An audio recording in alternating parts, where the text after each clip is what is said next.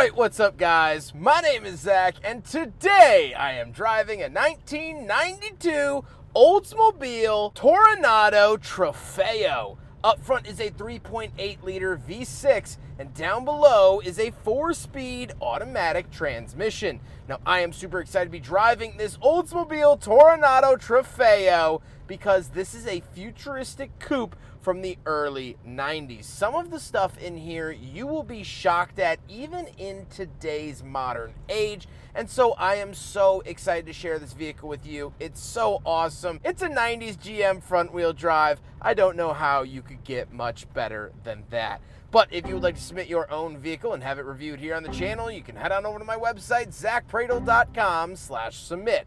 It's a quick and easy submission form. It takes under a minute to fill out, and I come out to you. And if you'd like to see all my videos weeks or sometimes months in advance, you can head on over to my Patreon for only $5 a month. But let's get back to that 3.8 liter V6. Well, it is the first generation of the 3800 series from GM. However, there was a 3.8 liter that came before it, known as the red dot motor. So this has the balance shaft and is pretty reliable. It's a pretty wonderful engine, which actually helped keep these on the road. However, some other factors might have taken them off. I like the engine, makes good power, and is fun to drive. Like I said, paired to it is a 4-speed automatic transmission. Nothing really too crazy here. Again, GM front-wheel drive of this era. They didn't really break the mold when it came to drivetrain, so that 4-speed auto is standard. And last but not least, the Toronado is front-wheel drive. Just like its predecessor, the Toronado back in 1966 reintroduced front-wheel drive to American vehicles. Toronado here is still front-wheel drive. How does it feel to drive the Toronado? It's great. It drives absolutely wonderful. It floats. And the Trofeo was supposed to be the slightly sportier version. You don't really get that. That is still very much a floaty, boaty vehicle. But even though it's supposed to be sporty and fun, it's still a GM front-wheel drive. It's still comfy, and that's the biggest thing. Visibility is okay. As you can tell, the windshield is a little cracked, which is hurting the visibility, but definitely not the Toronado's fault. But yes, that ride quality, that's really the takeaway here for the Toronado. With that stuff out of the way, let's talk about the interior. Well, in front of me, I have 6 gauges as well as an information center.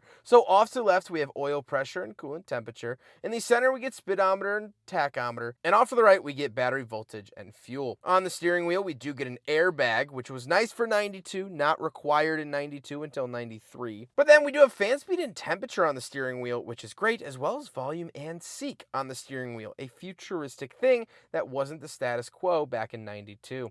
Off to the left, we do have our headlight switch and parking lights. We have interior and panel lights. We do have Twilight Sentinel. I believe this is the first time I've seen this outside of a Cadillac product, so that's very cool. And we also have our fog light switch and a climate control vent down below. Moving on to the door, we do have our latch to get in and out, a little speaker, lock and unlock, and then we have our power mirrors, windows, and our seat adjustments. Moving into the center, this is what we came here to see. This is one of the coolest features I've seen in a car of this era. This is a touch screen radio in 1992.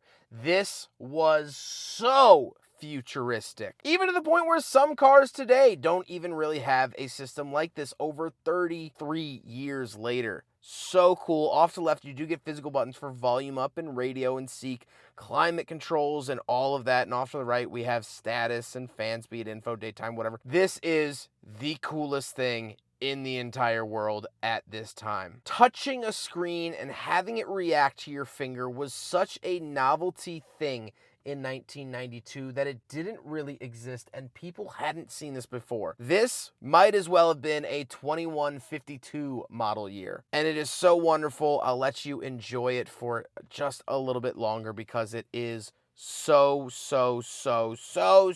cool. And I was so excited when Cody told me that his Toronado actually did have this option, because not all of them got that, but the Trofeo was the upper trim, the nicer vehicle, and so it got this.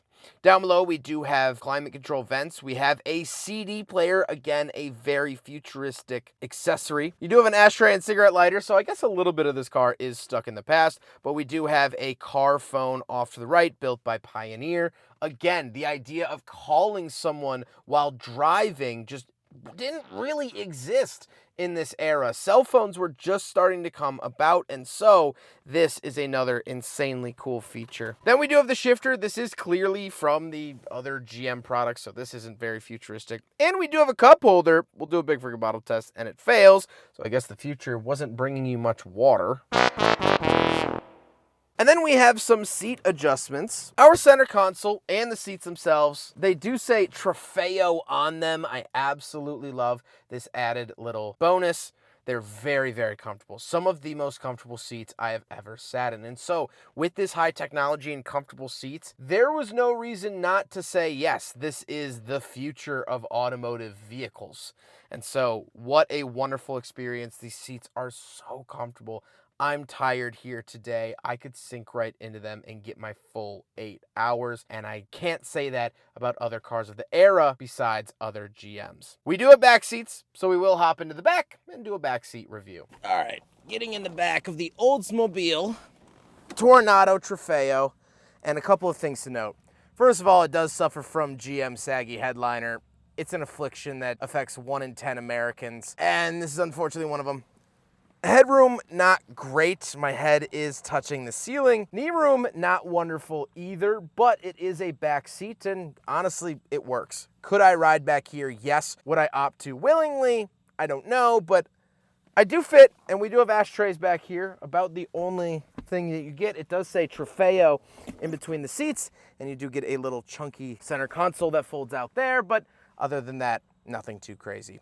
Let's hop into the very back. We'll take a quick look at the trunk and cargo space, and then we'll talk about the looks. All right, around the back of the Toronado Trofeo, we do have our GM round key. Flip that up like that, and this one actually has the holder that still works, so we'll hold it out of the way as you do this.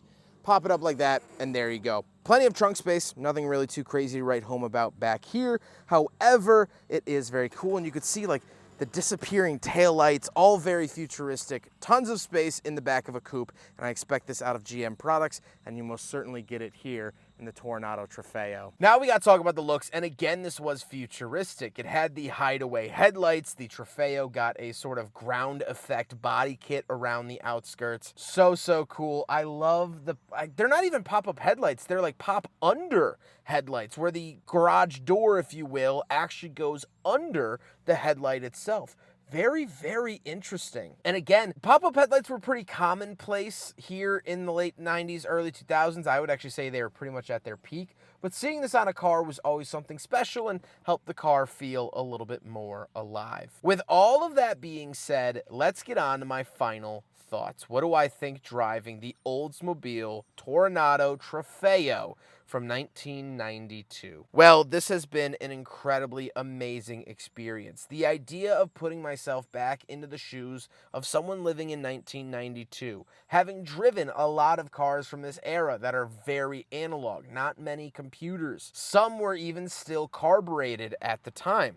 To then sit in this with a CD player, a touch screen that almost hadn't been thought up yet. And yet it's here in the Oldsmobile Toronado. The pop-down headlights, the comfortable seats, the different speakers and sound systems, the car phone. I could call you while on the move and adjust my radio station with a touchscreen. Something we take for granted today. This was not normal for 92, and so this was the future. And I love driving 90s cars like this because the future was so bright. Having a computer in the car was a new and exciting thing. Having a CD player was the cutting edge of audio. Having a car phone was the newest wave in communication. Having pop-down headlights, all right, well, that's just freaking cool. At the end of the day, I mean, I don't know if there's an argument there, but it is so cool. And this car was so revolutionary, so bleeding edge of what was possible. You would think that this was a starfighter out of a cartoon or science fiction novel, but no, you could go into an Oldsmobile dealer and you could buy this back in that time. That is what is so cool. I love retro futurism, and nowadays this car is that. This is what they thought all cars were going to be.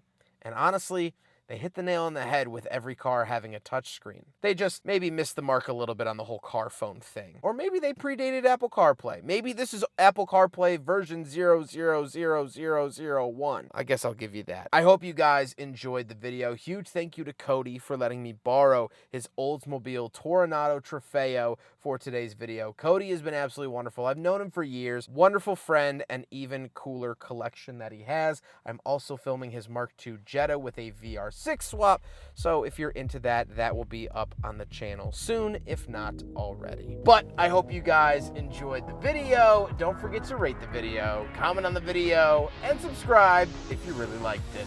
Take care, guys.